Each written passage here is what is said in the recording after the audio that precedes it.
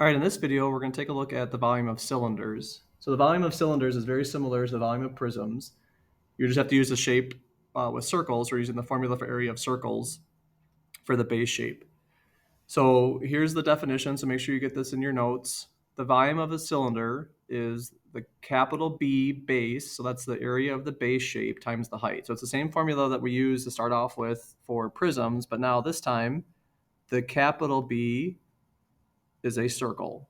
So that means we're going to use the area formula here. H is the height between the circles, and then R is the radius of one of your circles. And remember, you have the oblique cylinders as well, which are a little slanted, but it's the same process. Just be careful here because the height is the one that's between the perpendicular altitude that's between the two bases. So just make sure to look for that. If it's a little slanted, look for that perpendicular line between the two bases. All right, so let's look at a couple examples.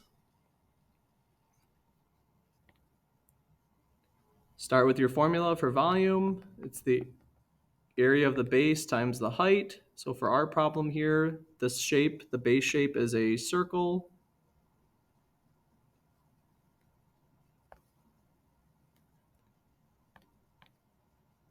So I'm going to use the area formula for a circle. We have pi times 9 squared times the height of the cylinder, which is 6.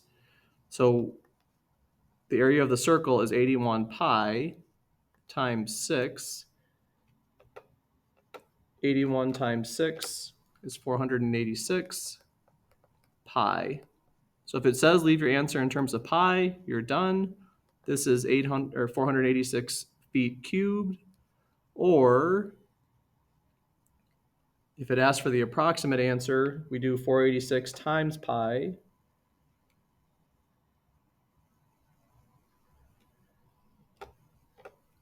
And you get 1,500.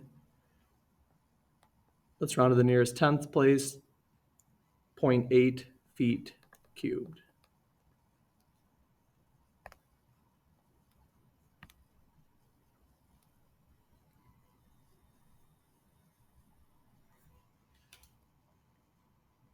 Go ahead and get that example down, and then we'll look at the oblique example as well. So go ahead and pause if you need more time. I'm going to scroll down to example 2. Same process, start with the formula. The volume equals the base area times the height. So the base area here again is a circle. So I'm using the circle formula. So for cylinders, we're going to always use that area of a circle. So I've got pi times 4 squared, because that's the radius, times the height here, which is that altitude between the two circles, it's 7. So this is going to give me 16 pi times 7.